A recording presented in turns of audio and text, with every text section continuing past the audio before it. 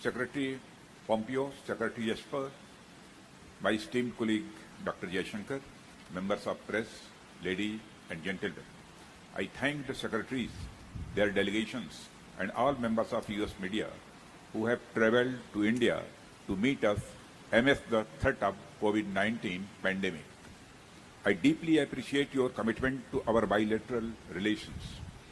During the meeting today, we have had comprehensive discussions on key aspects of our bilateral and multilateral cooperation. We considered the major challenges we face, the need for quick economic recovery and growth, prevention of the pandemic rebuild, the global supply chains, and the related issues received obvious priority in our discussions. I met Dr. Esper yesterday to discuss bilateral defense issues. We continued our discussions on larger regional and global perspective today over the 2+2.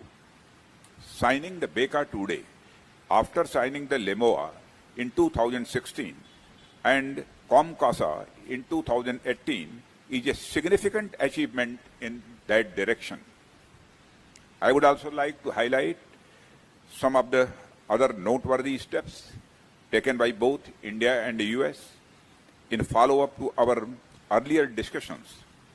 These include positioning of US Navy liaison officer and the Indian Fusion Center, Indian Ocean Region, and Indian liaison officer at Navicent, Bahrain, greater interaction and coordination with CENTCOM and AFRICOM, setting up of the COMSEC account and increasing the scope and complexities of our exercises. Now, liaison officers at each other's establishment could be leveraged to enhance our information sharing architecture. To sum it up, our military-to-military cooperation is progressing very well.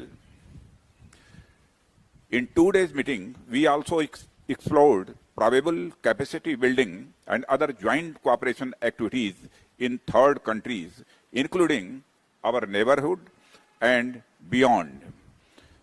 We have convergence of views on a number of such proposals and will take those forward. I welcome the acceptance of our request for cooperation in the advanced field of maritime domain awareness. Both sides agreed to comprehend the requirements and initiate processes for joint development of requisite systems and expertise. In the defense industrial cooperation area, we had a very candid and useful discussion. Recent initiative of Atmanirbhar Bharat in defense sector was underlined as a key driver and a guiding factor of our defense industrial cooperation. I highlighted the capabilities of Indian defense industry and their usefulness in the supply chain of major US platforms and systems. We have identified priority near-term projects for joint development between respective agencies which need to be fast-tracked under the Defense Trade and Technology Initiative and resolved to work together in defense research and development more efficiently. Defense innovation field was being growing consistently in our discussions in recent years. The instruments of Industrial Security Annex, DIU, MOI, which were agreed upon the signed during our last 2+2 meetings, are beginning to bear fruit. We welcome the holding of the inaugural meeting of IDEX DIU in July 2020 through video conferencing and are looking forward to the first ISS summit this year. In our meeting, we shared assessment of the security situation across the Indo-Pacific.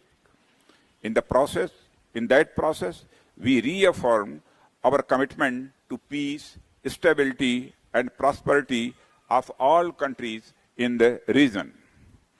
We also agreed that upholding the rules-based international order, respecting the rule of law and freedom of navigation in the international seas, and upholding the territorial integrity and the sovereignty of all states are essential. Our defense cooperation is intended to further these objectives.